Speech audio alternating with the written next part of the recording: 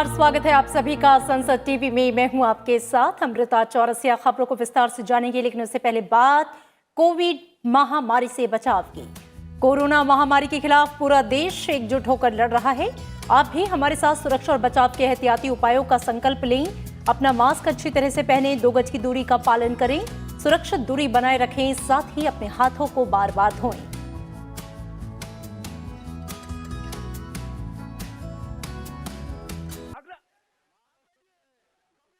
और अब बात करते हैं विधानसभा चुनाव से जुड़ी खबरों की।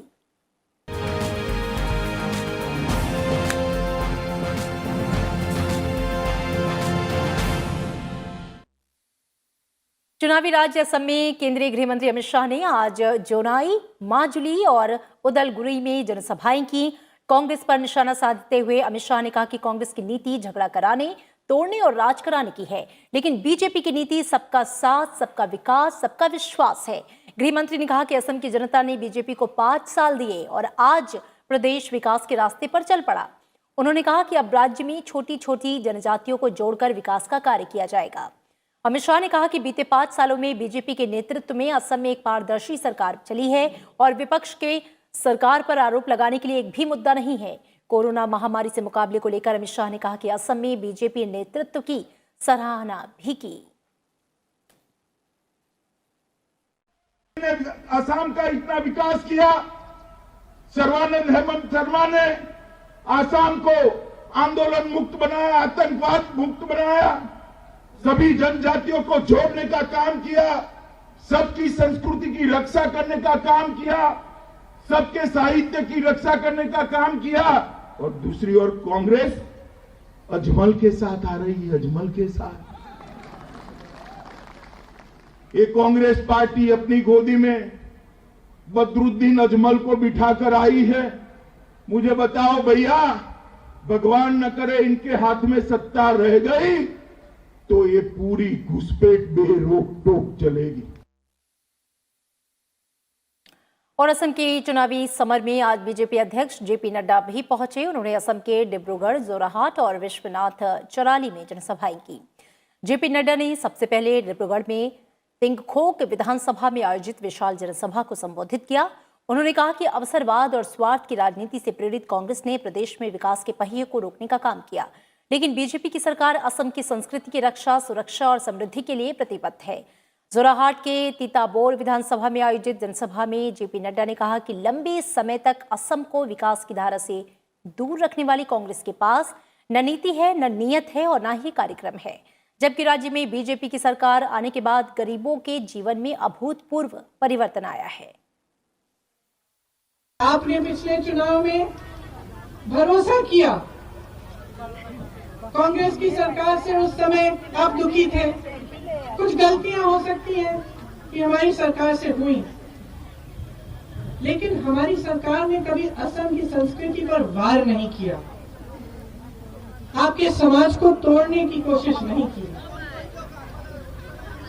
तो आप अच्छी तरह से ये सच्चाई समझिए। आगामी विधानसभा चुनाव के प्रचार अभियान के तहत कांग्रेस नेता और वायनाड से सांसद राहुल गांधी आज एक बार फिर केरल के दौरे पर पहुंचे और कांग्रेस उम्मीदवारों के लिए प्रचार किया। आज अभियान की शुरुआत राहुल गांधी ने कोच्चि में सेंट थेरेसा कॉलेज के छात्र छात्राओं के साथ संवाद से की। इसके बाद उन्होंने कोच्चि और अलपुझा जिले में रोड शो और जनसभाएं की। राहुल गांधी ने बेरोजगारी के मुद्दे पर केंद्र सरकार और केरल की एलडीएफ सरकार की आलोचना की। उन्होंने ईंधन की बढ़ती कीमतों को लेकर भी केंद्र सरकार को दोषी ठहराया। केरल की 140 सीटों के लिए 6 अप्रैल को मतदान होना है। विधानसभा चुनाव में कांग्रेस 91 सीटों पर चुनाव लड़ रही है।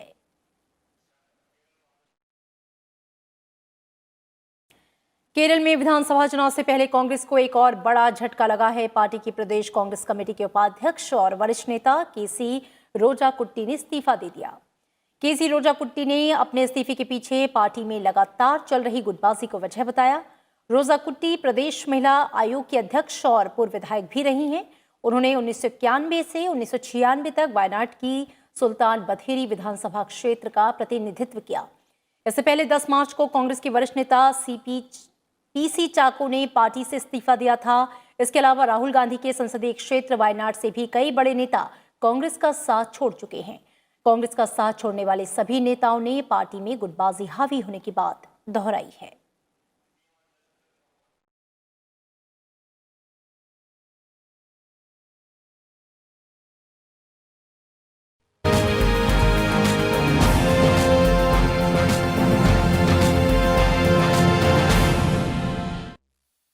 प्रधानमंत्री नरेंद्र मोदी ने आज जल शक्ति अभियान कैच द रेन यानी वर्ष जल संचयन अभियान की शुरुआत की।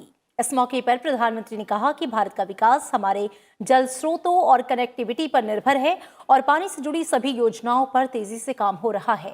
इस मौके पर नदियों को जोड़ने की राष्ट्रीय योजना के तहत पहली परियोजना केन बेतवा लिंक परियोजना के लिए उत्तर प्रदेश और मध्य प्रदेश के बीच हस्ताक्षर किए गए। विश्व जल दिवस के मौके पर देश में जल शक्ति अभियान कैच द रेन की शुरुआत हो गई। प्रधानमंत्री नरेंद्र मोदी ने वर्चुअल तरीके से इस अभियान की शुरुआत की। इसका नारा है, जहां भी गिरे जब भी गिरे वर्षा जल एकत्र करें। इस मौके पर प्रधानमंत्री नरेंद्र मोदी ने कहा कि भारत का विकास और आत्मनिर्भरता जल सुरक्षा और जल कनेक्टिविटी पर निर्भर है। आज जब हम तेज गति से विकास की बात कर रहे हैं, प्रयास कर रहे हैं, तो ये वाटर सिक्योरिटी के बिना, प्रभावी वाटर मैनेजमेंट के बिना संभव ही नहीं है। भारत के विकास का विजन, भारत की आत्मनिर्भरता का विजन हमारे जल स्रोतों पर निर्भर है, हमारी वाटर कनेक्टिविटी पर निर्भर है। जल शक्ति अभियान कैच द रेन के तहत वर्षा जल संचयन अभियान देश भर में ग्रामीण और शहरी क्षेत्रों में चलाया जाएगा। प्रधानमंत्री ने कहा कि आजादी के बाद पहली बार पानी की गुणवत्ता की जांच को गंभीरता से लिया जा रहा है। इसके लिए देश के हर जिले और ब्लॉक में लैब बनाए जाएंगे। इसमें महिलाओं की बड़ी भूमिका होगी। कि पानी की टेस्टिंग के इस अभियान में हमारे गांव में रहने वाली बहनों बेटियों को जोड़ा जा रहा है। कोरोना काल के दौरान ही 4.5 लाख से ज्यादा महिलाओं को वाटर टेस्टिंग की ट्रेनिंग दी जा चुकी है। हर गांव में कम से कम 5 महिलाओं को पानी टेस्ट करने के लिए ट्रेन किया गया जा रहा है। वाटर गवर्नेंस में हमारी बहनों बेटियों की भूमिका को जितना अधिक प्रोत्साहित किया जाएगा, उतना ही बेहतर नतीजे मिलना तय है। जल शक्ति अभियान देश में मॉनसून पूर्व और मॉनसून अवधि के दौरान 22 मार्च 2021 से 30 नवंबर 2021 के बीच क्रियान्वित किया जाएगा। इस अभियान को जमीनी स्तर पर लोगों की सहभागिता से देश में जल संरक्षण को बढ़ावा देने के लिए देश के सभी जिलों में एक जन आंदोलन के रूप में शुरू किया गया है। प्रधानमंत्री की मौजूदगी में जल शक्ति मंत्री गजेंद्र सिंह शेखावत, मध्य प्रदेश और उत्तर प्रदेश के मुख्यमंत्रियों के बीच केन बेतवा संपर्क परियोजना लागू करने संबंधी समझौता ज्ञापन पर भी हस्ताक्षर किए गए। नदियों को जोड़ने की राष्ट्रीय योजना के तहत ये पहली परियोजना है। इस परियोजना के तहत बांध के निर्माण के जरिए केन और बेतवा नदी को जोड़ने वाली नहर से केन नदी का जल बेतवा नदी में डाला जाएगा। इससे हर वर्ष 10,62,000 हेक्टेयर कृषि भूमि की सिंचाई होगी। करीब 62 लाख लोगों को पेयजल की आपूर्ति की जाएगी और 103 मेगावाट पन बिजली पैदा की जा सकेगी। ये परियोजना बुंदेलखंड क्षेत्र में पानी की भयंकर कमी से प्रभावित क्षेत्रों के लिए बेहद लाभकारी होगी। इससे मध्य प्रदेश के पन्ना, टीकमगढ़, छतरपुर, सागर, दमोह, दतिया, विदिशा, शिवपुरी और रायसेन जिले और उत्तर प्रदेश के बांदा, महोबा, झांसी और ललितपुर जिले शामिल हैं। केंद्र सरकार ने कोविशील्ड को लेकर राज्यों और केंद्र शासित प्रदेशों को नया दिशा निर्देश जारी किया है। केंद्रीय स्वास्थ्य मंत्रालय के सचिव राजेश भूषण ने राज्यों और केंद्र शासित प्रदेशों के मुख्य सचिवों को लिखे पत्र में कोविशील्ड की 2 खुराकों के बीच अंतराल को 6 से 8 सप्ताह तक बढ़ाने का निर्देश दिया है। वैज्ञानिक साक्ष्यों के बाद राष्ट्रीय तकनीकी सलाहकार समूह NTAGI और वैक्सीन प्रशासन पर राष्ट्रीय विशेषज्ञ समूह NEGVAC ने कोविशील्ड की खुराक के अंतराल को 4 से 8 सप्ताह के अंतराल पर करने की सिफारिश की थी, जिसके बाद से ये दिशा निर्देश जारी किए गए। पहले कोविशील्ड की दूसरी खुराक 4 से 6 सप्ताह में दी जा रही थी। हालांकि ये दिशा निर्देश कोवैक्सीन पर लागू नहीं होंगे।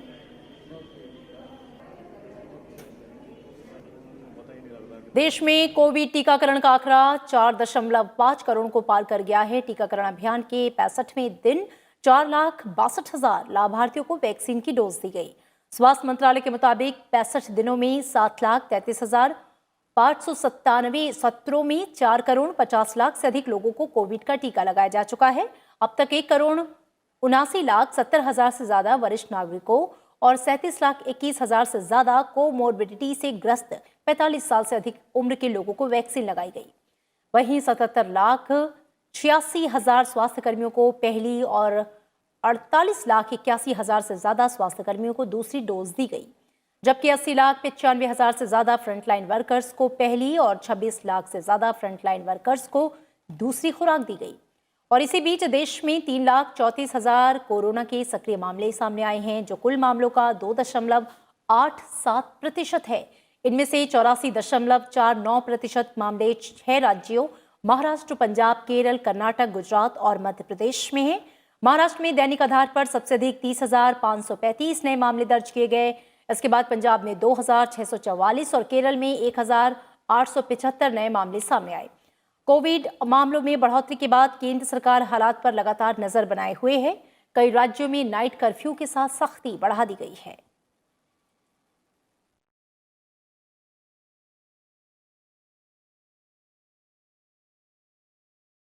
बिहार के स्थापना दिवस पर राष्ट्रपति, उपराष्ट्रपति और प्रधानमंत्री ने राज्य के लोगों को शुभकामनाएं दी, साथ ही उज्जवल भविष्य की कामना की। राष्ट्रपति रामनाथ कोविंद ने ट्वीट करके कहा कि बिहार में अतीत की धरोहर के साथ वर्तमान का पथ प्रदर्शन भी है। प्राचीनतम गणतंत्र से महात्मा गांधी के चंपारण सत्याग्रह तक की साक्षी रही इस भूमि पर मुझे राज्यपाल की भूमिका निभाने का सौभाग्य मिला। उपराष्ट्रपति एम वेंकैया नायडू ने ट्वीट करके कहा कि बिहार अध्यात्म और ज्ञान की भूमि है। राष्ट्र की चेतना के निर्माण में बिहार का महत्वपूर्ण योगदान रहा। इतिहास की यह अनुकरणीय विरासत प्रदेश की भावी प्रगति का मार्ग प्रशस्त करेगी। प्रधानमंत्री नरेंद्र मोदी ने ट्वीट करके कहा कि गौरवशाली अतीत और समृद्ध संस्कृति के लिए विशेष पहचान रखने वाला ये प्रदेश विकास के नित नए आयाम गढ़ता रहे। 67वें राष्ट्रीय फिल्म पुरस्कारों की घोषणा हो गई है। आज साल 2019 में बनी फिल्मों के लिए राष्ट्रीय फिल्म पुरस्कारों की घोषणा की गई और इस बार सुशांत सिंह राजपूत अभिनीत फिल्म छिछोरे को बेस्ट हिंदी फिल्म का अवार्ड मिला। मनोज वाजपेयी को फिल्म भोंसले के लिए सर्वश्रेष्ठ अभिनेता और कंगना रनौत को फिल्म मणिकर्णिका और पंगा के लिए सर्वश्रेष्ठ अभिनेत्री का पुरस्कार देने की घोषणा की गई। धनुष को भी फिल्म असुरन के लिए सर्वश्रेष्ठ अभिनेता का पुरस्कार दिया गया। वहीं मलयालम फिल्म मरक्कर को सर्वश्रेष्ठ फिल्म चुनी गया। बेस्ट बुक ऑन सिनेमा का पुरस्कार Gandhian affair India's curious portrayal of love in cinema के लिए संजय सूरी को देने की घोषणा की गई। वहीं सिक्किम को मोस्ट फिल्म फ्रेंडली स्टेट का अवार्ड मिला है।